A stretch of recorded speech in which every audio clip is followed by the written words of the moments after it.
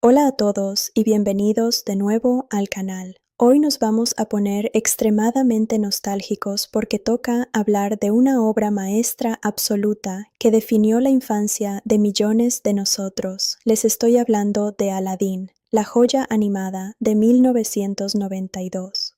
O sea, piénsenlo por un segundo. ¿Cuántas veces vieron esta película de niños hasta casi rayar el casete de VHS? Yo perdí la cuenta. Es de esas producciones que tienen una magia tan jodidamente magnética que no importa si tienes 5 o 35 años, te quedas pegado a la pantalla desde el primer segundo. Hoy vamos a desmenuzar absolutamente todo sobre esta genialidad, desde los detalles ocultos de su caótica producción, el impacto brutal en la taquilla, hasta un análisis profundo de sus personajes y esa música que todavía todos cantamos bajo la ducha. Prepárense un buen snack porque hoy nos sumergimos de lleno en Agrabah. La historia arranca con una fuerza visual tremenda que te vuela la cabeza de inmediato. Nos encontramos en medio de la inmensidad del desierto, frente a una gigantesca y aterradora cueva con forma de cabeza de tigre. Ahí vemos al mismísimo Jafar, el gran visir, junto a su insoportable pero brillantemente cómico loro, Iago. Desde este primer instante, la atmósfera te atrapa por completo. Jafar está obsesionado con conseguir una simple y vieja lámpara de aceite escondida en las profundidades de esa cueva. Pero el asunto no es tan fácil como mandar a cualquiera a buscarla. La cueva ruge con una voz que te hace temblar los huesos y deja las reglas del juego clarísimas.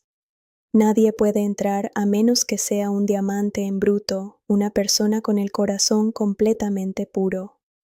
Jafar intenta mandar a un ladrón de pacotilla, pero la cueva se lo traga vivo sin piedad. Esto nos deja claro desde el minuto 1 el nivel de peligro y la oscuridad que maneja este villano.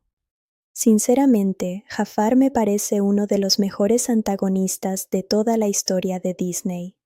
Tiene esa elegancia fría, calculadora, y una presencia escénica que genuinamente impone respeto, complementada a la perfección por el toque sarcástico de Iago. Y justo después de esa introducción tan oscura, la película da un giro de ritmo brutal y pasamos a conocer a nuestro héroe, Aladdin. La transición es fantástica porque pasamos del silencio místico del desierto al caos vibrante y colorido del mercado de Agrabah. Aquí vemos a Aladdin haciendo lo que mejor sabe hacer para sobrevivir: robar un pedazo de pan junto a su inseparable y astuto mono, Abu.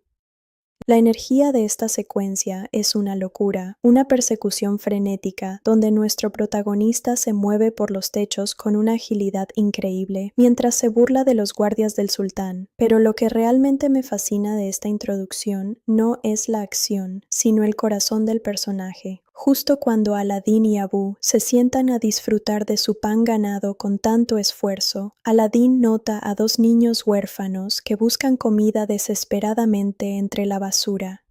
Sin pensarlo dos veces, el tipo renuncia a su propio alimento y se lo regala a los niños, obligando al tacaño de Abu a hacer lo mismo. En ese preciso instante, sin necesidad de que nadie te lo explique, entiendes perfectamente por qué él es el diamante en bruto. Su realidad es durísima, vive en la miseria absoluta, contemplando desde su modesto refugio el inmenso y lujoso palacio del sultán, soñando despierto con cómo sería la vida si lograra cruzar esos enormes muros. Mientras Aladdin sueña con entrar al palacio, adentro las cosas no son precisamente un cuento de hadas idílico.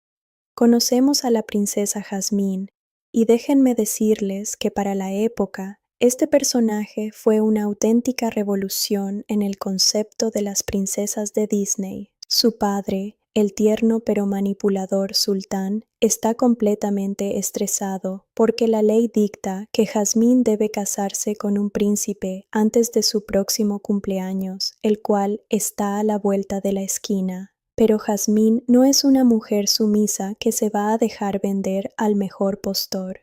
Ella rechaza firmemente a cada pretendiente arrogante que pisa el palacio porque se niega rotundamente a casarse por obligación legal con alguien a quien ni siquiera conoce. Su nivel de aislamiento es tan brutal que no tiene amigos reales, por lo que su único confidente es su imponente tigre mascota, Raja. Mientras el sultán busca desesperadamente una solución a la rebeldía de su hija, aparece Jafar para manipular la situación, usando su bastón de serpiente para hipnotizar al monarca y robarle su anillo místico. Agobiada por la asfixiante falta de libertad y la presión insoportable, Jazmín toma una decisión drástica, se disfraza de plebeya y escapa del palacio en medio de la noche. Al día siguiente, el destino hace de las suyas de una manera hermosa. Aladín y Abu están relajándose en el mercado cuando de repente una misteriosa y hermosísima joven capta la atención de nuestro protagonista. Obviamente es Jazmín, completamente perdida en un mundo que no comprende en absoluto. La inocencia de la princesa queda en evidencia cuando, con total naturalidad,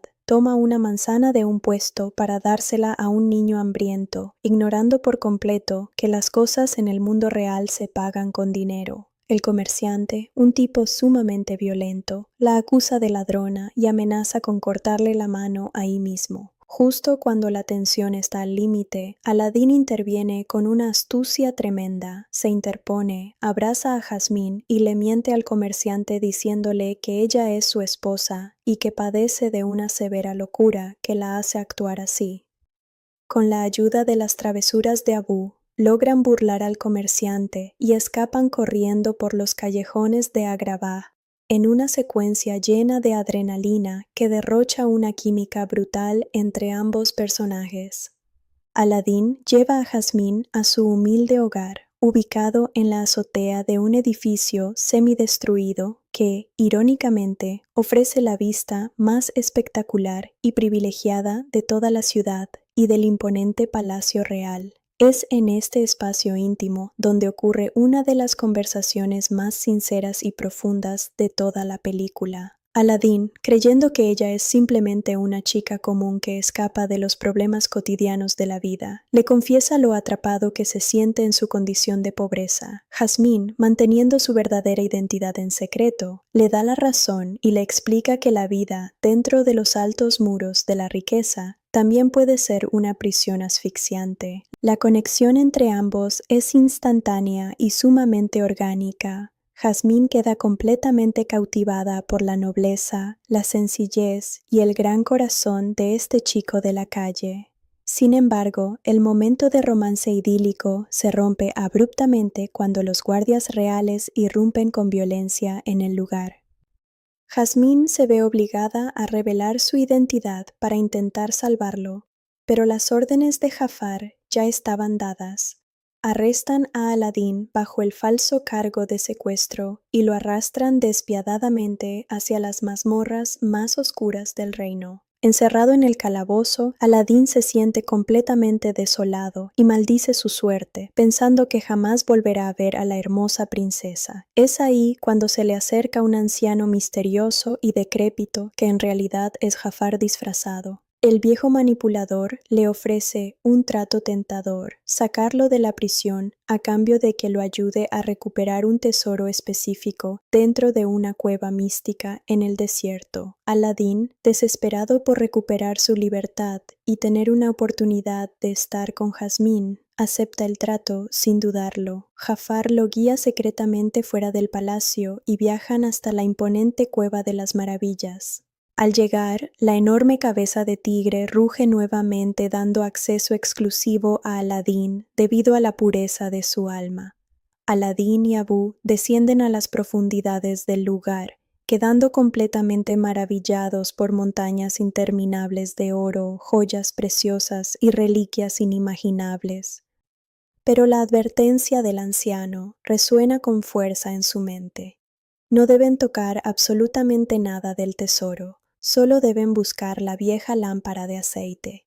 En el camino, conocen a una simpática y expresiva alfombra mágica que se encuentra atrapada y que decide guiarlos. Todo parecía ir bien hasta que el impulsivo de Abu cede ante la tentación y toca una gigantesca gema roja con forma de estatua de mono. El error de Abu desata la furia total de la cueva. El suelo comienza a agitarse violentamente. El oro acumulado se transforma en ríos de lava ardiente y las paredes se derrumban con rugidos aterradores. La alfombra mágica demuestra su inmenso valor rescatando a Aladín y Abu en una huida desesperada a toda velocidad mientras esquivan rocas gigantescas y fuego. Logran llegar milagrosamente a la salida, donde Aladín queda colgando del borde, rogándole ayuda al anciano. Jafar, mostrando su verdadera y retorcida naturaleza, le exige que le entregue la lámpara primero. En cuanto Aladín se la da, el villano lo traiciona descaradamente, intentando asesinarlo para no dejar testigos. Afortunadamente, el valiente Abu muerde la mano de Jafar en el último segundo, logrando recuperar la lámpara justo antes de que ambos caigan al abismo, mientras la cueva se cierra por completo, sepultándolos en la oscuridad más absoluta. Atrapado bajo toneladas de roca, Aladín examina la vieja lámpara cubierta de polvo y decide frotarla para ver qué tiene de especial. En ese instante, la película cambia para siempre con una explosión descomunal de humo azul, destellos eléctricos y la aparición teatral de un gigantesco y carismático genio que proclama ser el sirviente eterno de la lámpara. Aquí es obligatorio detenerse para hablar de lo que indiscutiblemente es el alma de esta película, el genio. La interpretación de Robin Williams en la versión original en inglés es, sin exagerar, uno de los hitos más grandes en la historia de la animación mundial. Williams improvisó la gran mayoría de sus líneas, metiendo una cantidad absurda de chistes, referencias de la cultura pop y cambios de voz hiperactivos que obligaron a los animadores de Disney a rediseñar por completo las escenas para poder seguirle el ritmo frenético a su genialidad. El genio le explica a un estupefacto Aladín las reglas del juego. Tiene derecho a 3 deseos concedidos, pero con límites muy claros. No puede matar a nadie, no puede obligar a nadie a enamorarse, y no puede revivir a los muertos. Aladín, demostrando una inteligencia tremenda, engaña sutilmente al genio para que lo saque de la cueva sin gastar su primer deseo. Ya a salvo en un oasis, nuestro protagonista reflexiona sobre su situación. Sabe perfectamente que para conquistar el corazón de la princesa Yasmín y ser aceptado por las estrictas leyes del reino, necesita dejar de ser un chico de la calle. Por lo tanto, formula formalmente su primer gran deseo: convertirse en un príncipe digno y respetable. El genio despliega todo su inmenso poder cósmico en una secuencia musical que es un absoluto deleite visual y sonoro, transformando por completo la ropa, la presencia y el estatus de Aladín, quien ahora adopta la pomposa identidad del príncipe Ali Ababwa. La entrada de Ali a las calles de Agrabah es un espectáculo sin precedentes. Un desfile gigantesco, lleno de elefantes majestuosos, camellos cargados de riquezas, acróbatas, bailarines, y el propio genio disfrazado multiplicándose por todas partes para animar a la multitud. El sultán queda instantáneamente deslumbrado y fascinado por la ostentación y el carisma del nuevo pretendiente. Sin embargo, la estrategia de Aladín resulta ser un fracaso absoluto con Yasmín. La princesa, harta de los hombres arrogantes que intentan comprar su afecto con riquezas materiales, lo rechaza con frialdad absoluta, sin lograr reconocerlo debido a su extravagante vestimenta y su nueva actitud pretenciosa. Por otro lado, Jafar observa la escena con una desconfianza tremenda, intuyendo de inmediato que este misterioso príncipe esconde un secreto peligroso que podría arruinar sus planes de quedarse con el trono. Esa misma noche, Aladín decide dejar de lado la arrogancia del protocolo real y visita a Yasmín en su balcón, utilizando a la alfombra mágica. Con total caballerosidad, le ofrece dar un paseo y le lanza la icónica pregunta: ¿confías en mí? Esa frase activa de inmediato los recuerdos de Yasmín, quien decide subir a la alfombra. Lo que sigue a continuación es una de las secuencias cinematográficas más bellas y memorables jamás creadas, musicalizada por la mítica canción Un mundo ideal. Vuelan sobre las nubes, recorren monumentos antiguos y cruzan océanos bajo la luz de la luna llena, en un viaje que conecta profundamente sus almas. Durante el trayecto, la agudeza de Yasmín le permite notar los modales y las expresiones de Alí, dándose cuenta de que es exactamente el mismo chico del mercado que la salvó. Ella lo confronta directamente, pero Aladín, preso del pánico a ser rechazado por su verdadera condición social, inventa una mentira elaborada, diciendo que en realidad es un príncipe que se disfraza de plebeyo para escapar de las presiones de la corte. Yasmín acepta la explicación y sellan su amor con un romántico beso, ignorando que el peligro acecha desde las sombras del palacio. La felicidad dura muy poco. En cuanto Aladín regresa al palacio, los guardias de Jafar lo emboscan por sorpresa, lo amarran firmemente y lo lanzan despiadadamente a lo profundo del mar para ahogarlo. En estado de inconsciencia y al borde de la muerte, Aladín frota la lámpara de manera accidental bajo el agua, lo que le permite al genio interpretar la situación como el uso de su segundo deseo para salvarle la vida. De vuelta en el palacio, Aladín irrumpe con fuerza en el salón real, justo a tiempo para romper el trance hipnótico que Jafar mantenía sobre el sultán y revelar las traiciones del visir ante todo el reino. Jafar se ve obligado a escapar, pero en medio de la confusión, su astuto loro Yago logra robar la lámpara mágica de las pertenencias de Aladín. Ahora, con la lámpara en su poder, Jafar invoca al genio y se convierte en su nuevo y despiadado amo.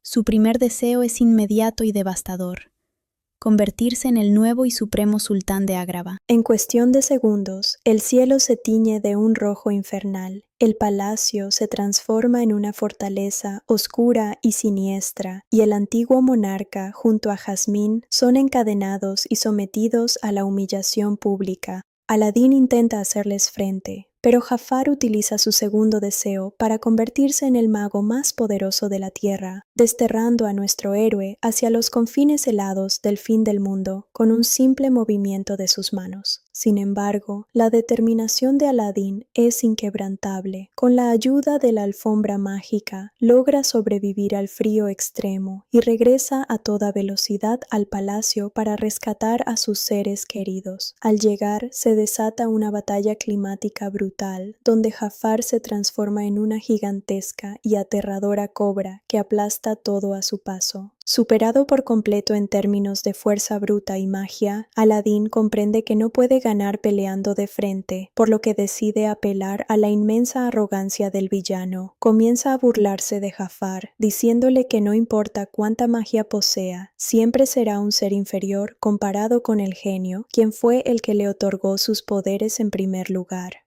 Cegado por su ego desmedido y su sed de control absoluto, Jafar le exige al genio su tercer y último deseo: convertirse en un ser todopoderoso, en un genio de la lámpara. El deseo se cumple de inmediato, pero Jafar olvida por completo la regla fundamental del equilibrio cósmico. Los genios poseen un poder fenomenal, pero también están condenados a vivir atrapados en una lámpara diminuta. Aladín aprovecha el momento exacto para encerrar a Jafar dentro de su nueva lámpara negra, salvando al reino de la destrucción total.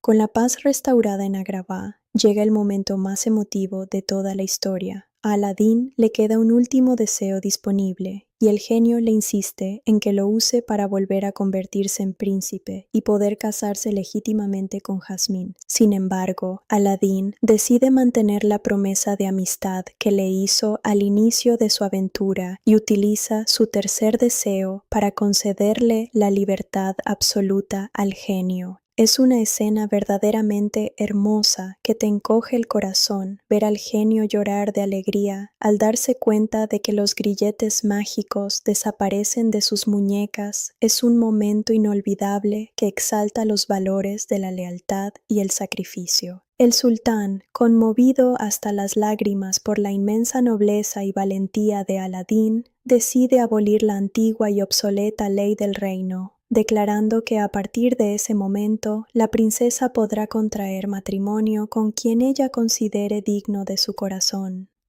Jasmine elige sin dudarlo a Aladín, cerrando la película con un apoteósico final feliz, mientras el genio se despide alegremente para recorrer el mundo exterior por primera vez. En términos de impacto comercial y legado, Aladdin de 1992 fue un monstruo absoluto. Se convirtió en la película más taquillera de ese año, recaudando la impresionante cifra de más de $500 millones a nivel mundial y consolidando definitivamente la era dorada, conocida como el Renacimiento de Disney. Ganó 2 premios Oscar gracias a su imponente banda sonora y dejó una huella imborrable en la cultura pop que se mantiene completamente intacta hasta el día de hoy. Una verdadera obra de arte que nos recuerda que el verdadero valor de una persona no reside en las riquezas que posee en sus manos, sino en la pureza, la valentía y la honestidad que guarda celosamente dentro de su corazón. ¿Qué opinan ustedes? ¿Qué onda de nuevo, familia? Bienvenidos a esta segunda parte de nuestro mega especial sobre Aladdin de 1992. Si en el video anterior nos enfocamos en desmenuzar la trama de inicio a fin y revivir la magia de Agrabah tal como la vimos en pantalla, hoy nos vamos a meter de lleno en las entrañas de la producción, porque déjenme decirles que el viaje para crear esta película fue un absoluto caos, un milagro cinematográfico, lleno de giros dramáticos, ideas descartadas a último minuto, canciones legendarias que casi se quedan fuera y decisiones creativas que cambiaron la historia de la animación para siempre. Cuando uno ve el resultado final tan perfecto y fluido, es fácil pensar que todo salió a pedir de boca, pero la realidad detrás de las cámaras de Disney en los años 90 era una auténtica olla a presión. Así que prepárense, porque hoy vamos a descubrir los secretos mejor guardados de su creación, curiosidades de los personajes que seguro no sabían,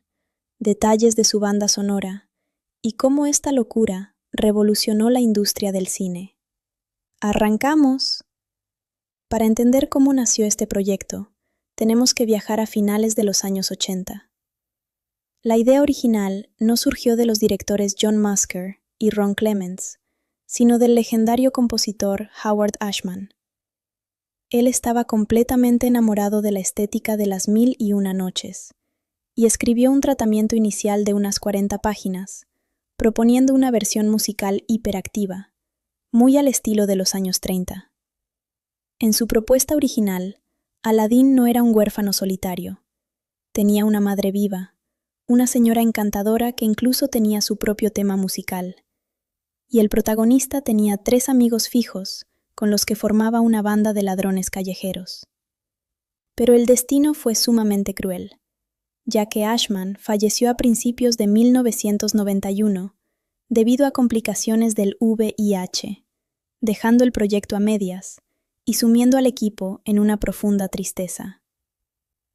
Cuando los directores tomaron el mando completo y presentaron un primer guión y un guión gráfico estructurado al entonces jefe de los estudios Disney, Jeffrey Katzenberg, la respuesta fue un balde de agua fría devastador.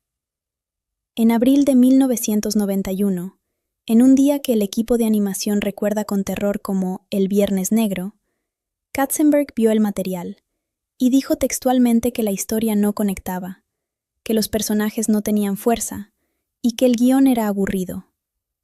El gran jefe les ordenó desechar prácticamente todo el trabajo de meses y rehacer la película desde cero, pero sin mover la fecha de estreno programada para finales de 1992.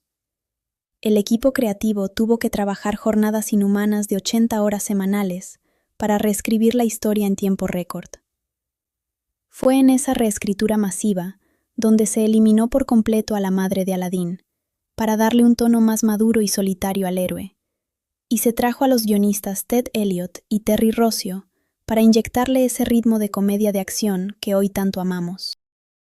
Uno de los mayores dolores de cabeza para los animadores fue definir el aspecto físico de Aladdin. Al principio, el diseñador principal del personaje, Glenn Keane, lo había dibujado como un adolescente de unos 13 o 14 años, bajito, un poco escuálido y con facciones muy inspiradas en el actor Michael J. Fox. La idea era que se viera como un niño desvalido para generar simpatía inmediata en el público. Sin embargo, cuando Katzenberg ordenó los cambios drásticos en la historia, también soltó una bomba creativa. Jasmine es una mujer fuerte e inteligente. Jamás se va a enamorar de un niño flacucho. Necesitamos que el héroe sea un galán de acción de Hollywood. Fue así como Glenn Keane tuvo que tirar a la basura meses de diseños y buscar una nueva inspiración. ¿A quién eligieron? Nada más y nada menos que a Tom Cruise en su época de Top Gun.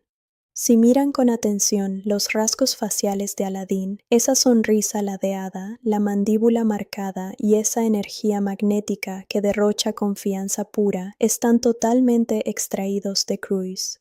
Pero Keane no se quedó ahí. Para lograr que los movimientos del personaje, al saltar por los techos, se sintieran fluidos, modernos y con una actitud urbana genial, se inspiró en los pantalones holgados y el estilo de caminar del rapero MC Hammer. Esa combinación tan bizarra entre el galán de Hollywood y la cultura hip hop de los 90 dio como resultado a uno de los héroes más atractivos, dinámicos y frescos de la animación tradicional. Hablemos de la princesa Jasmine, porque su creación marcó un antes y un después gigantesco en Disney. Hasta ese momento, las princesas del estudio solían ser personajes relativamente pasivos, atrapadas en desgracias eternas, esperando a que un príncipe las rescatara. Jasmine rompió ese molde con una fuerza impresionante. El animador Mark Henn fue el encargado de darle vida, y para su diseño se inspiró en los rasgos exóticos de su propia hermana y de una actriz que vio en una fotografía en un parque de diversiones. Henn quería que Jasmine tuviera una mirada intensa, expresiva y un lenguaje corporal que denotara autoridad, orgullo y una inmensa ansia de libertad. A nivel de guión, el personaje fue un golpe sobre la mesa. Jasmine no quiere ser un trofeo, no quiere que nadie decida por ella y se enfrenta directamente al hombre más poderoso del reino, Jafar, e incluso a su propio padre si considera que las leyes son injustas. Su vestuario también fue revolucionario. Esos pantalones turquesa holgados rompían con los vestidos tradicionales europeos de las princesas anteriores, adaptándose perfectamente al clima y la cultura de Oriente Medio, pero también dándole una movilidad física que le permitía saltar muros y escapar de palacio. Jasmine demostró que una princesa podía ser increíblemente femenina y sensual, pero al mismo tiempo tener la valentía de un guerrero y una mente brillante capaz de burlar a los villanos. Es imposible hablar de la creación de Aladdin sin quitarse el sombrero ante la gigantesca figura de Robin Williams. El papel del genio fue escrito única y exclusivamente pensando en él. Los directores admitieron que si Williams rechazaba el papel, no tenían un plan B viable para convencer al actor que en ese momento era una de las estrellas más cotizadas de Hollywood. El equipo de animación tomó grabaciones de las rutinas de comedia en vivo de Williams y las animaron utilizando al genio. Cuando Robin vio al personaje azul moviéndose y gesticulando al ritmo de sus propios chistes rápidos, quedó tan fascinado que firmó el contrato de inmediato. Lo que pasó en las cabinas de grabación fue pura historia del cine. Williams se negó a seguir el guión de forma estricta. Entraba a la cabina y grababa horas y horas de pura improvisación, cambiando de voces, imitando a celebridades de la época como Arnold Schwarzenegger, Robert De Niro o Groucho Marx, y soltando chistes a una velocidad astronómica. Eric Goldberg, el animador principal del genio, se enfrentó al reto más grande de su carrera: escuchar esas cintas llenas de locura y locución desenfrenada para luego intentar plasmar esa energía caótica en dibujos hechos a mano. El resultado fue un personaje metamórfico que podía cambiar de forma en cada fotograma, rompiendo la cuarta pared constantemente y conectando tanto con los niños por su slapstick visual como con los adultos por sus referencias culturales. Esta interpretación cambió para siempre la industria, demostrando que contratar a estrellas de primer nivel para hacer voces de animación era un negocio redondo si se les daba total libertad creativa. El desarrollo de los villanos de esta película es otra genialidad que merece ser estudiada. Al principio del desarrollo, las personalidades de Jafar e Iago eran completamente opuestas a lo que vimos en el cine. Jafar iba a ser un personaje sumamente explosivo, gritón, propenso a berrinches infantiles cuando las cosas no salían como quería, mientras que Iago estaba pensado como un loro británico, sofisticado, frío, calculador y calmado, que servía como la mente maestra detrás de las rabietas de su amo. Sin embargo, los directores se dieron cuenta de que la comedia funcionaba muchísimo mejor al revés. Decidieron hacer a Jafar un tipo extremadamente elegante, sombrío, que habla con una voz pausada, hipnótica y siniestra, magistralmente interpretado por Andreas Deja en la animación y por Jonathan Freeman en la voz. Jafar casi nunca pierde los estribos, maneja una crueldad silenciosa que lo hace verdaderamente aterrador. Y en contraste, convirtieron a Iago en una bomba de tiempo histérica, ruidosa y sarcástica, gracias a la inigualable voz del comediante Gilbert Gottfried. Ver a este loro quejarse de absolutamente todo, imitar a los demás con desprecio y perder los papeles mientras su amo permanece impasible como una estatua, es una de las dinámicas cómicas más perfectas y memorables que Disney nos ha regalado en toda su historia. A nivel técnico, Aladdin fue un campo de pruebas alucinante para una tecnología que en 1992 apenas estaba gateando: la animación por computadora. Aunque la película está dibujada principalmente a mano fotograma a fotograma, hay dos elementos clave donde la tecnología digital salvó el día. El primero fue la icónica secuencia de la huida de la Cueva de las Maravillas. Toda la estructura de la cueva, las rocas gigantescas derrumbándose, los ríos de lava líquida y los giros tridimensionales de la cámara se generaron utilizando computadoras primitivas de la época, sobre las cuales luego se pintaron los personajes tradicionales. Lograr ese nivel de profundidad y velocidad era prácticamente imposible de hacer a mano en el tiempo que tenían. El segundo milagro tecnológico fue la alfombra mágica. Animarla fue una pesadilla absoluta. El personaje no tiene rostro, no tiene ojos, no tiene boca. Toda su personalidad, sus emociones de timidez, alegría o miedo tenían que transmitirse únicamente a través del movimiento de sus esquinas y la flexibilidad de su cuerpo. Una tarea titánica liderada por el animador Randy Cartwright. Pero el verdadero problema era el intrincado patrón geométrico de su diseño exterior, lleno de detalles y texturas árabes complejas. Si un animador intentaba dibujar ese patrón a mano en cada segundo de película, el diseño se deformaría constantemente y se vería fatal. La solución fue crear el patrón de la alfombra de forma digital y utilizar un software experimental para pegar el diseño sobre los dibujos tradicionales de la alfombra en movimiento, logrando que el patrón se adaptara perfectamente a cada doblez y arruga sin perder la consistencia. La música de esta película es patrimonio de la humanidad, pero como les mencioné antes, la muerte de Howard Ashman dejó un vacío gigantesco y devastador. Ashman y el compositor Alan Menken ya habían escrito varias canciones memorables para el proyecto, como Noches de Arabia, Un amigo fiel y Príncipe Ali. Sin embargo, con los cambios drásticos del guión ordenados en el Viernes Negro, se necesitaban nuevas canciones urgentes para avanzar la trama, especialmente el gran tema romántico entre Aladdin y Jasmine. Mencken se encontraba completamente bloqueado y sumido en el duelo por la pérdida de su gran amigo y colaborador de toda la vida. Fue en ese momento crítico cuando Disney trajo al legendario letrista británico Tim Rice, famoso por sus trabajos en musicales colosales como Evita y Jesucristo Superstar. La química entre Mencken y Rice fue instantánea y puramente mágica.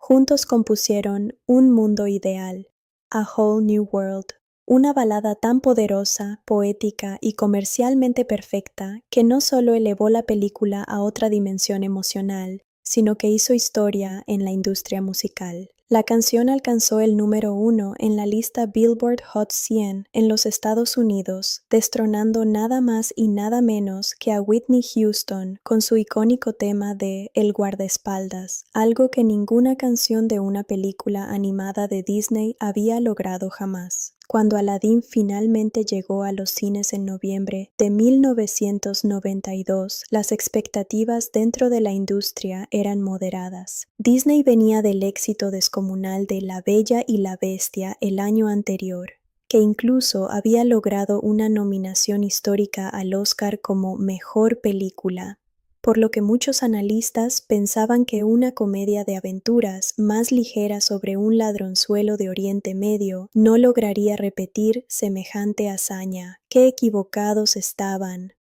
La película fue un fenómeno de masas absoluto e inmediato. El público conectó de una manera nunca antes vista con la energía desbordante de la historia, las canciones pegajosas, y por supuesto el magnetismo de Robin Williams. Aladdin se convirtió rápidamente en un tsunami comercial, recaudando más de $217 millones solo en la taquilla norteamericana y superando la barrera de los $504 millones a nivel mundial. Para que se hagan una idea de la magnitud del éxito, fue la película más taquillera de todo el año 1992 a nivel global, superando a blockbusters gigantescos de acción real como Home Alone 2, Batman Returns y Basic Instinct. Disney demostró con esto que la animación ya no era un género secundario para entretener niños los fines de semana, sino una fuerza comercial dominante capaz de reventar la taquilla mundial. Más allá de los billetes y el éxito financiero, Aladdin transformó por completo la cultura pop de los años 90, aunque no estuvo exenta de severas controversias. Poco después del estreno, el Comité Antidiscriminación Árabe-Estadounidense protestó enérgicamente por la letra original de la canción de apertura Noches de Arabia, la cual decía textualmente en inglés que Oriente Medio era un lugar donde te cortan la oreja si no les gusta tu cara, y concluía diciendo: es bárbara, pero es mi hogar. La polémica fue tan intensa que Disney se vio obligada a modificar sutilmente la letra para los lanzamientos posteriores en video y formatos domésticos, cambiando los versos ofensivos por descripciones sobre el clima y el desierto, un recordatorio de que incluso los clásicos más amados tuvieron que aprender a adaptarse a los tiempos. Pero dejando de lado ese tropiezo, el impacto positivo fue colosal. Aladdin se convirtió en la primera película de Disney en generar una secuela directa a video de gran éxito comercial, El regreso de Jafar, en 1994, inaugurando una era donde el estudio expandió sus universos cinematográficos a través de la televisión con una serie animada espectacular que muchos de nosotros sintonizábamos todas las tardes después de la escuela. También dio pie a videojuegos legendarios para consolas como Sega Genesis y Super Nintendo, que hoy en día son considerados joyas absolutas de la era de los 16 bits, y por supuesto abrió las puertas para un exitoso musical de Broadway y el posterior remake en acción real de 2019. Casi 35 años después de su estreno original, uno se sienta a ver Aladdin y la película no ha envejecido ni un solo día. Su ritmo sigue siendo perfectamente equilibrado, un carrusel de emociones que te lleva de la risa descontrolada al romance más puro y de ahí a la tensión máxima en cuestión de minutos. Los colores vibrantes de la animación tradicional, las expresiones hiperbólicas de los personajes hechas con lápiz y papel, y esa banda sonora inolvidable tienen una calidez y una humanidad que la animación digital moderna muchas veces lucha por replicar. Aladdin es el testimonio perfecto de una época dorada, donde un grupo de artistas sumamente talentosos, enfrentados a tragedias personales y presiones corporativas brutales, lograron canalizar toda esa tensión para crear una obra maestra absoluta. Es la película que nos enseñó a mirar más allá de las apariencias, a valorar la libertad por sobre las riquezas y a entender que el verdadero poder de una persona está en cumplir sus promesas y mantener la nobleza intacta, sin importar qué tan duro te golpee la vida. Por todo esto y más, el viaje en la alfombra mágica de 1992 seguirá siendo eterno. ¿Qué tal, mi gente? Sean súper bienvenidos de nuevo al canal. Hoy nos metemos de lleno en la tercera parte de este mega análisis de Aladdin de 1992. Ya revivimos la historia completa, ya descubrimos el caótico proceso detrás de las cámaras, el impacto de Tom Cruise, MC Hammer y la locura improvisada de Robin Williams. Pero hoy vamos a hacer algo diferente, algo que sé que a ustedes les fascina. Nos vamos a poner en modo críticos analíticos. Vamos a desmenuzar las capas psicológicas de los personajes principales, analizar el simbolismo oculto en los escenarios de Agrabah, debatir sobre las diferencias abismales entre la versión original en inglés y el doblaje al español que marcó a toda nuestra generación, y repasar las teorías de fans más locas y perturbadoras que circulan por internet. Prepárense porque hoy vamos a ver este clásico de Disney con unos ojos completamente nuevos. Vamos a darle. Arranquemos hablando de la mente de nuestro protagonista, Aladdin. A simple vista, el tipo es el típico héroe encantador, astuto y rebelde con causa. Pero si rascas un poquito bajo la superficie, te encuentras con un personaje profundamente fracturado por su entorno social. Aladdin sufre de un caso severo de lo que hoy en día conocemos como el síndrome del impostor, mezclado con un fuerte complejo de inferioridad. Piénsenlo bien, el tipo pasa toda su vida siendo llamado rata callejera, basura, un don nadie por los guardias, los comerciantes e incluso por los nobles que pasan a caballo por la ciudad. Cuando repites un insulto tantas veces a un niño huérfano que crece solo en la calle, ese insulto se convierte en su identidad. Por eso, cuando Aladdin se enamora de Jasmine, su primer instinto no es ser honesto, sino crear una máscara. El príncipe Ali Ababwa no es solo un disfraz físico que el genio le otorga con magia, es la manifestación de todas las inseguridades de Aladdin. Él cree genuinamente que su verdadero yo, el chico generoso que comparte su pan con los niños hambrientos, no tiene ningún valor para el mundo.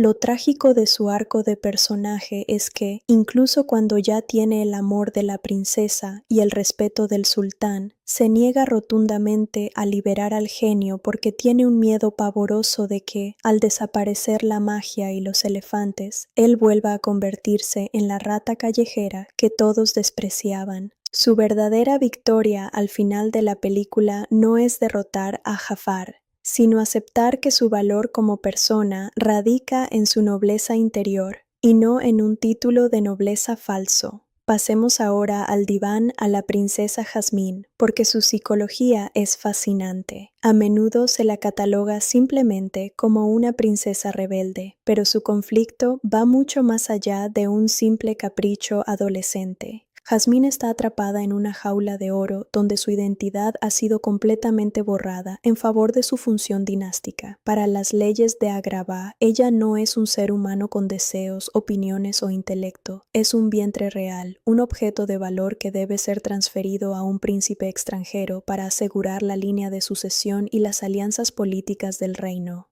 Su reclusión en el palacio es tan extrema que le ha generado una desconexión brutal con la realidad de su propio pueblo, lo cual vemos cuando regala la manzana en el mercado sin saber qué es el dinero. Sin embargo, lo que hace grande a Jasmine es su resistencia mental. Ella utiliza la ironía, el sarcasmo y su imponente mascota Raya como mecanismos de defensa para mantener el control sobre la única parcela de libertad que le queda, su mente. Cuando rechaza a los príncipes, no lo hace por arrogancia, sino como un acto de sabotaje político consciente. Ella prefiere la incertidumbre de escapar a la miseria de la calle antes que someterse a una vida de opresión conyugal. Jasmine es el motor que obliga a cambiar las leyes del reino, demostrando que su revolución personal terminó transformando a toda la sociedad de Agrabah. Ahora hablemos de mi psicópata favorito de Disney, Jafar. Este tipo es un estudio clínico viviente sobre la megalomanía y el resentimiento social acumulado. A diferencia de otros villanos que buscan venganza por un hecho del pasado, la motivación de Jafar es puramente estructural. Él es el gran visir, el hombre más inteligente, calculador y competente de todo el reino. Él es quien realmente maneja los hilos de la política, la economía y la seguridad de Agrabah, mientras que el sultán es un hombre infantilizado que pasa el día jugando con juguetes de madera y alimentando pájaros. Esta disparidad genera en Jafar un resentimiento tóxico insoportable. Él se ve a sí mismo como el legítimo gobernante atrapado en el cuerpo de un sirviente que debe hacer reverencias ante un inepto. Por eso su obsesión con la lámpara no es solo por avaricia, sino por una necesidad patológica de validación y control absoluto. Jafar no quiere simplemente gobernar, quiere ser adorado, temido y reconocido como la fuerza más poderosa del universo. Lo irónico de su psicología es que su propia arrogancia intelectual termina siendo su perdición. Él desprecia tanto a Aladín por considerarlo un simple ladrón de baja estofa, que es incapaz de ver la trampa psicológica que el chico le tiende al final. Jafar cae en su propio juego, porque su ego no podía soportar ser menos que nadie, convirtiéndose en el arquitecto de su propia prisión eterna, un aspecto que pocas veces se analiza con detenimiento, pero que tiene un impacto brutal en la narrativa de la película, es la arquitectura y el diseño de escenarios de Agrabah. Los directores utilizaron un contraste visual extremo para reflejar los estados emocionales y sociales de los personajes. Por un lado, tenemos el Palacio del Sultán, una estructura gigantesca de color blanco inmaculado, con cúpulas enormes que parecen nubes y muros impenetrables. Visualmente, el palacio está diseñado para verse perfecto, simétrico y celestial, pero cinematográficamente funciona como una prisión fría, estéril y vigilada, donde Jasmine apenas puede respirar. Por otro lado, tenemos los barrios bajos de Agrabah. Estos escenarios están llenos de líneas torcidas, casas de adobe derruidas, andamios inestables, ropa tendida de 1000 colores y un caos absoluto. Sin embargo, mientras el palacio representa la opresión y la rigidez de la ley, las calles representan la vida, la energía, la improvisación y la libertad. El refugio de Aladín es la síntesis perfecta de este dualismo. Es un techo destartalado y abierto al cielo, sin paredes que lo aprisionen, que carece de riquezas materiales, pero que ofrece la mejor vista del horizonte. Cuando Aladín y Jasmine se sientan en esa azotea, están físicamente por encima de la ciudad pero fuera del control del palacio, creando un espacio neutral donde las diferencias de clase desaparecen por completo. Aquí nos vamos a meter en un terreno un tanto pantanoso, pero sumamente interesante, el fenómeno del doblaje. Como todos saben, la interpretación de Robin Williams en inglés es legendaria. Pero para los que crecimos en el mundo hispanohablante, la película se grabó en nuestras mentes gracias a unos trabajos de doblaje absolutamente magistrales que supieron adaptar la comedia norteamericana a nuestra propia idiosincrasia. Y aquí hay que aplaudir a dos titanes. En el doblaje para España, el gran José Mayuste, integrante del famosísimo dúo cómico Martes y Trece, asumió el reto de dar vida al genio, inyectándole un estilo de humor castizo, gags propios de la comedia española y una energía desbordante que encajaba perfectamente con las metamorfosis visuales del personaje. Por el otro lado, en Hispanoamérica, tuvimos al irreemplazable comediante mexicano Rubén Trujillo como el genio, acompañado por las voces icónicas de Demián Bichir como Aladín y la bellísima voz cantada de Ricardo Montaner para algunos temas promocionales. El doblaje latino de Aladín es una obra de arte de la localización. Trujillo no intentó simplemente imitar las referencias estadounidenses de Robin Williams, que ningún niño de México, Argentina o Colombia iba a entender en los 90.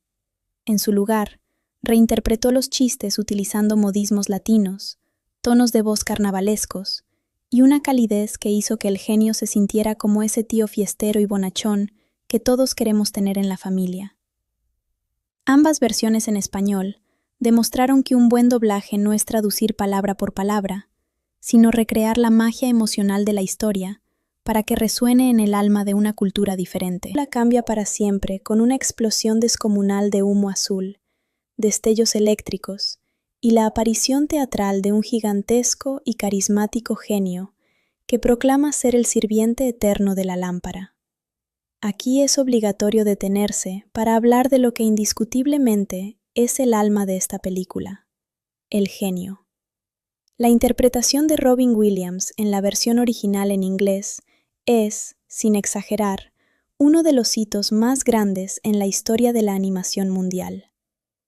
Williams improvisó la gran mayoría de sus líneas, metiendo una cantidad absurda de chistes, referencias de la cultura pop y cambios de voz hiperactivos que obligaron a los animadores de Disney a rediseñar por completo las escenas para poder seguirle el ritmo frenético a su genialidad.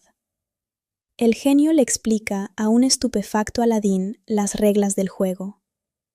Tiene derecho a 3 deseos concedidos, pero con límites muy claros.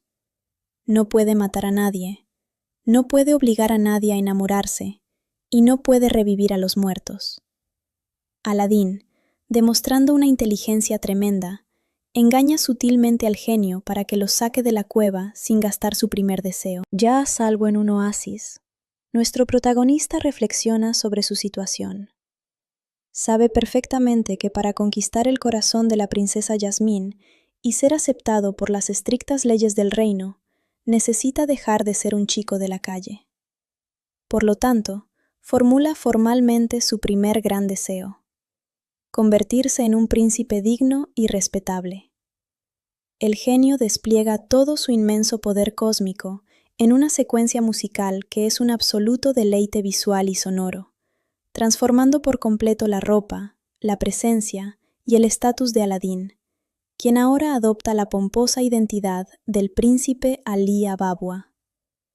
La entrada de Ali a las calles de Agrabah es un espectáculo sin precedentes. Un desfile gigantesco, lleno de elefantes majestuosos, camellos cargados de riquezas, acróbatas, bailarines y el propio genio disfrazado multiplicándose por todas partes para animar a la multitud. El sultán queda instantáneamente deslumbrado y fascinado por la ostentación y el carisma del nuevo pretendiente.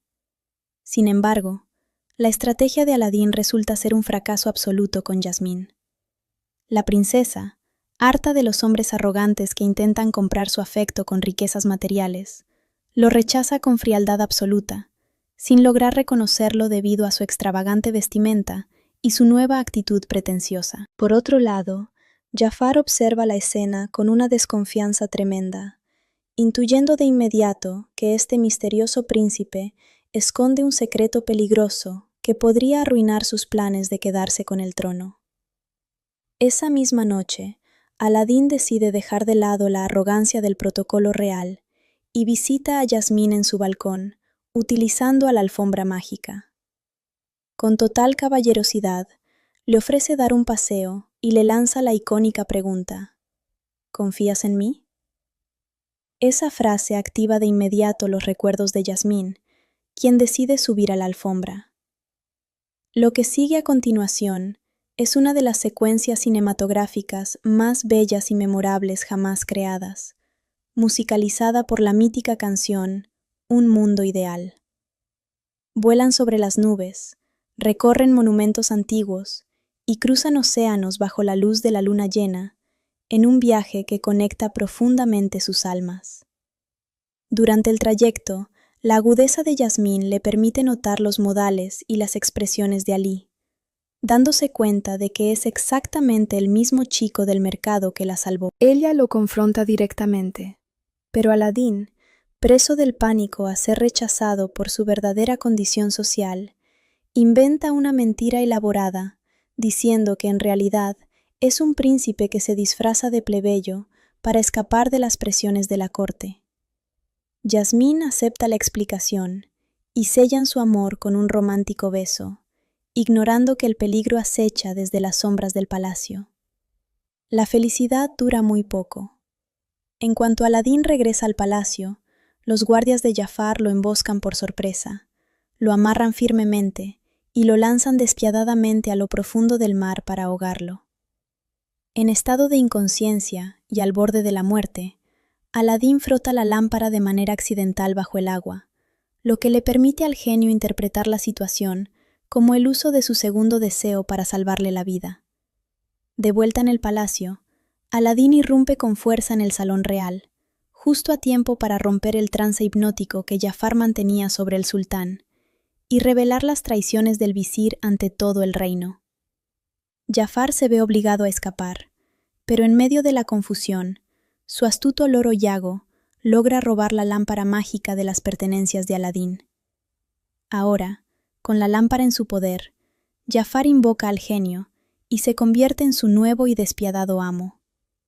Su primer deseo es inmediato y devastador: convertirse en el nuevo y supremo sultán de Agrabah. En cuestión de segundos, el cielo se tiñe de un rojo infernal. El palacio se transforma en una fortaleza oscura y siniestra, y el antiguo monarca junto a Jazmín son encadenados y sometidos a la humillación pública. Aladín intenta hacerles frente, pero Jafar utiliza su segundo deseo para convertirse en el mago más poderoso de la tierra, desterrando a nuestro héroe hacia los confines helados del fin del mundo con un simple movimiento de sus manos. Sin embargo, la determinación de Aladín es inquebrantable. Con la ayuda de la alfombra mágica, logra sobrevivir al frío extremo y regresa a toda velocidad al palacio para rescatar a sus seres queridos. Al llegar, se desata una batalla climática brutal, donde Jafar se transforma en una gigantesca y aterradora cobra que aplasta todo a su paso. Superado por completo en términos de fuerza bruta y magia, Aladín comprende que no puede ganar peleando de frente, por lo que decide apelar a la inmensa arrogancia del villano. Comienza a burlarse de Jafar, diciéndole que no importa cuánta magia posea, siempre será un ser inferior comparado con el genio, quien fue el que le otorgó sus poderes en primer lugar.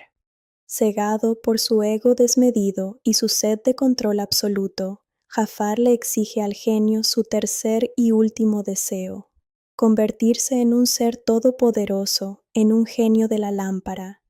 El deseo se cumple de inmediato, pero Jafar olvida por completo la regla fundamental del equilibrio cósmico. Los genios poseen un poder fenomenal, pero también están condenados a vivir atrapados en una lámpara diminuta. Aladín aprovecha el momento exacto para encerrar a Jafar dentro de su nueva lámpara negra, salvando al reino de la destrucción total.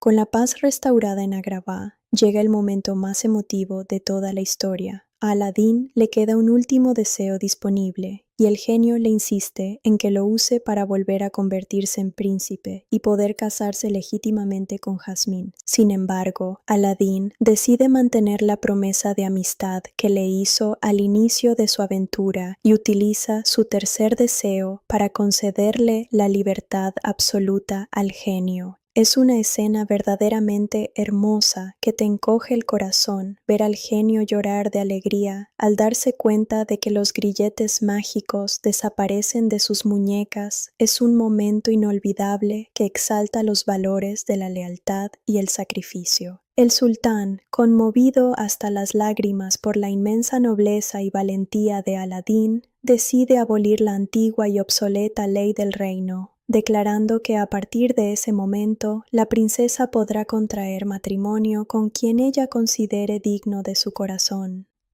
Jasmine elige sin dudarlo a Aladín, cerrando la película con un apoteósico final feliz, mientras el genio se despide alegremente para recorrer el mundo exterior por primera vez. En términos de impacto comercial y legado, Aladín de 1992 fue un monstruo absoluto.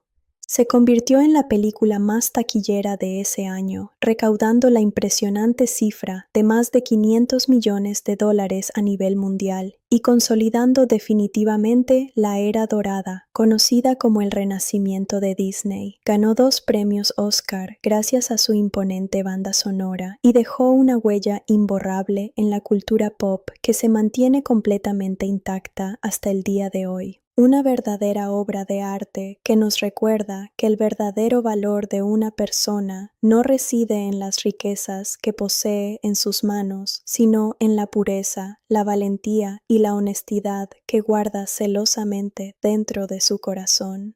¿Qué opinan ustedes? ¿Qué onda de nuevo, familia?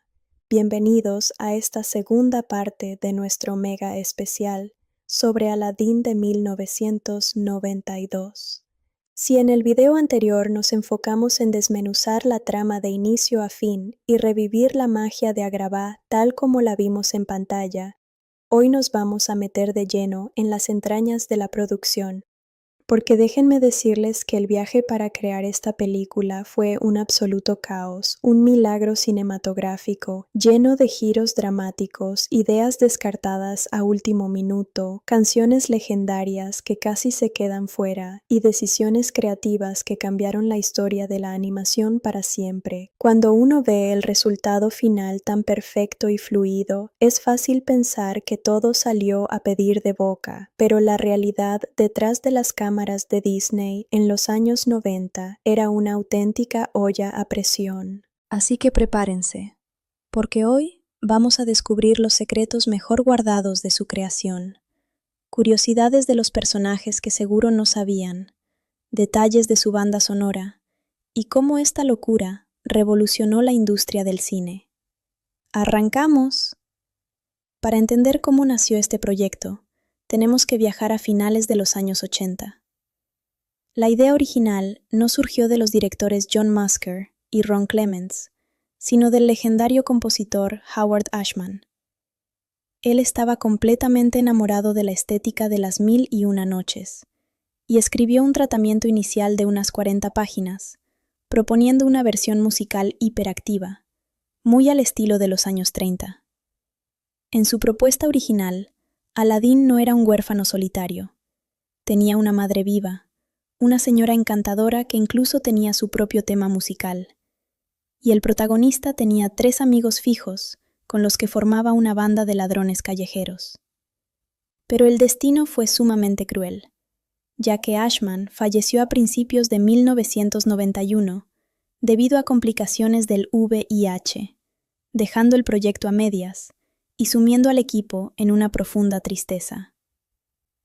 Cuando los directores tomaron el mando completo y presentaron un primer guión y un guión gráfico estructurado al entonces jefe de los estudios Disney, Jeffrey Katzenberg, la respuesta fue un balde de agua fría devastador.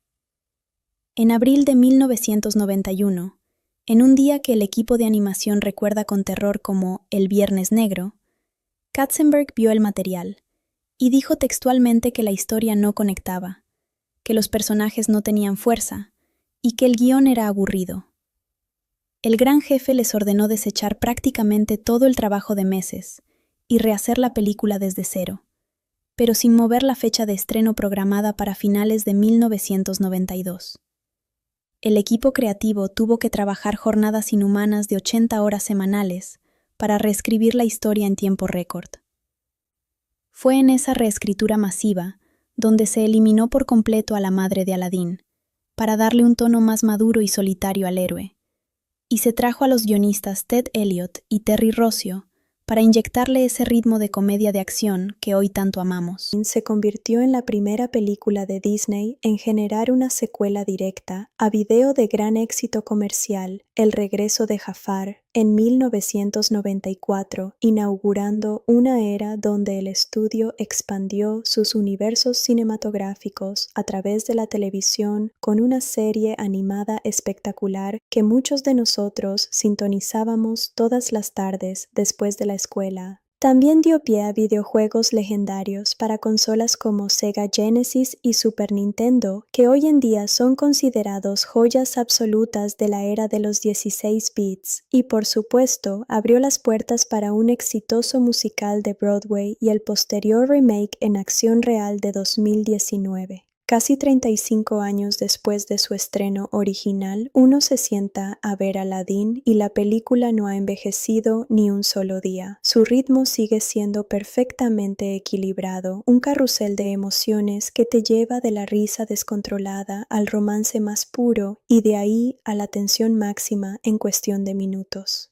Los colores vibrantes de la animación tradicional, las expresiones hiperbólicas de los personajes hechas con lápiz y papel y esa banda sonora inolvidable tienen una calidez y una humanidad que la animación digital moderna muchas veces lucha por replicar. Aladdin es el testimonio perfecto de una época dorada, donde un grupo de artistas sumamente talentosos, enfrentados a tragedias personales y presiones corporativas brutales, lograron canalizar toda esa tensión para crear una obra maestra absoluta. Es la película que nos enseñó a mirar más allá de las apariencias, a valorar la libertad por sobre las riquezas y a entender que el verdadero poder de una persona está en cumplir sus promesas y mantener la nobleza intacta, sin importar qué tan duro te golpee la vida. Por todo esto y más, el viaje en la alfombra mágica de 1992 seguirá siendo eterno. ¿Qué tal, mi gente? Sean súper bienvenidos de nuevo al canal. Hoy nos metemos de lleno en la tercera parte de este mega análisis de Aladdin de 1992. Ya revivimos la historia completa, ya descubrimos el caótico proceso detrás de las cámaras, el impacto de Tom Cruise, MC Hammer y la locura improvisada de Robin Williams. Pero hoy vamos a hacer algo diferente, algo que sé que a ustedes les fascina.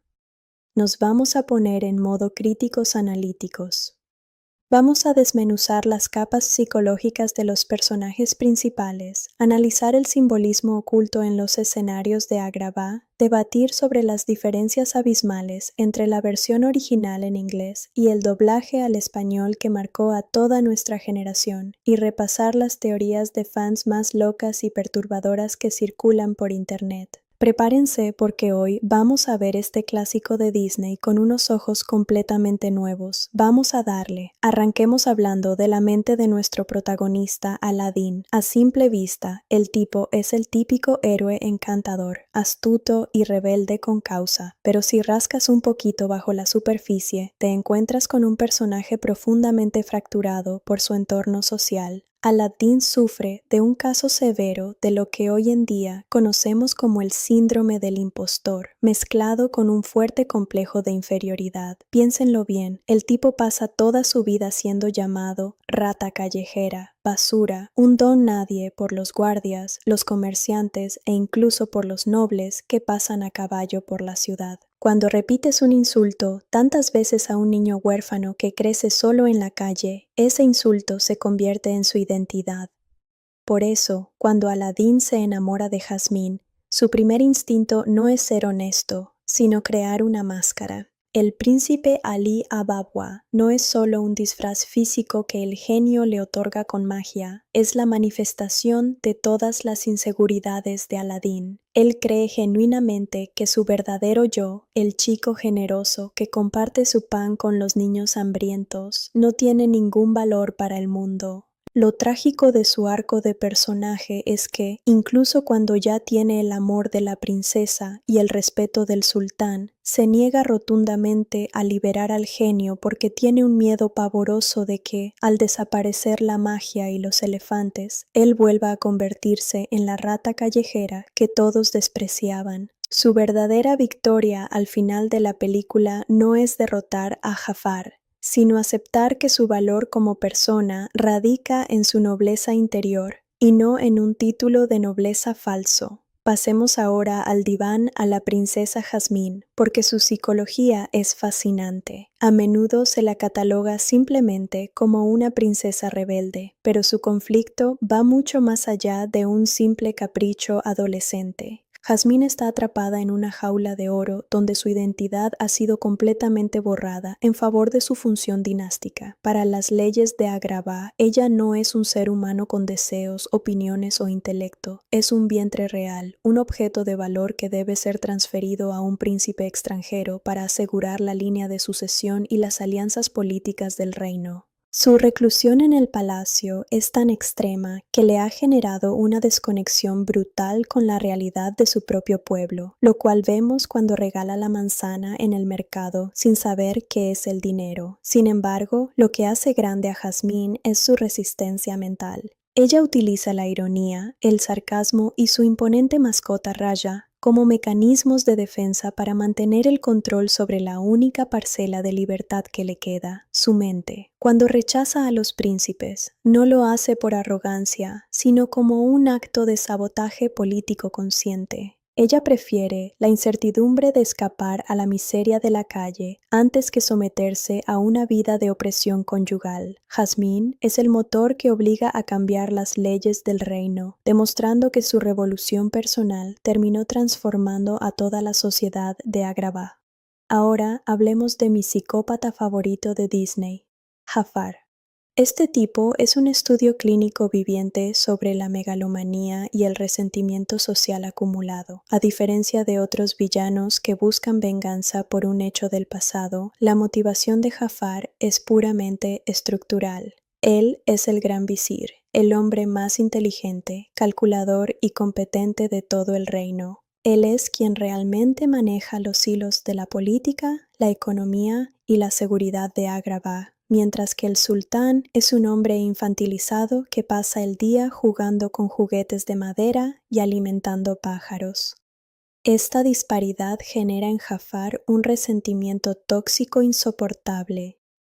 Él se ve a sí mismo como el legítimo gobernante atrapado en el cuerpo de un sirviente que debe hacer reverencias ante un inepto. Por eso su obsesión con la lámpara no es solo por avaricia, sino por una necesidad patológica de validación y control absoluto. Jafar no quiere simplemente gobernar, quiere ser adorado, temido y reconocido como la fuerza más poderosa del universo. Lo irónico de su psicología es que su propia arrogancia intelectual termina siendo su perdición. Él desprecia tanto a Aladín por considerarlo un simple ladrón de baja estofa que es incapaz de ver la trampa psicológica que el chico le tiende al final. Jafar cae en su propio juego porque su ego no podía soportar ser menos que nadie, convirtiéndose en el arquitecto de su propia prisión eterna, un aspecto que pocas veces se analiza con detenimiento, pero que tiene un impacto brutal en la narrativa de la película, es la arquitectura y el diseño de escenarios de Agrabah. Los directores utilizaron un contraste visual extremo para reflejar los estados emocionales y sociales de los personajes. Por un lado, tenemos el Palacio del Sultán, una estructura gigantesca de color blanco inmaculado, con cúpulas enormes que parecen nubes y muros impenetrables. Visualmente, el palacio está diseñado para verse perfecto, simétrico y celestial, pero cinematográficamente funciona como una prisión fría, estéril y vigilada, donde Jasmine apenas puede respirar. Por otro lado, tenemos los barrios bajos de Agrabah. Estos escenarios están llenos de líneas torcidas, casas de adobe derruidas, andamios inestables, ropa tendida de 1000 colores y un caos absoluto. Sin embargo, mientras el palacio representa la opresión y la rigidez de la ley, las calles representan la vida, la energía, la improvisación y la libertad. El refugio de Aladín es la síntesis perfecta de este dualismo. Es un techo destartalado y abierto al cielo, sin paredes que lo aprisionen, que carece de riquezas materiales, pero que ofrece la mejor vista del horizonte. Cuando Aladín y Jazmín se sientan en esa azotea, están físicamente por encima de la ciudad pero fuera del control del palacio, creando un espacio neutral donde las diferencias de clase desaparecen por completo. Aquí nos vamos a meter en un terreno un tanto pantanoso, pero sumamente interesante, el fenómeno del doblaje. Como todos saben, la interpretación de Robin Williams en inglés es legendaria.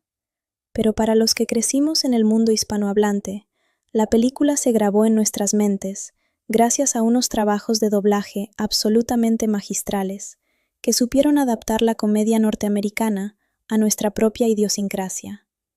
Y aquí hay que aplaudir a dos titanes.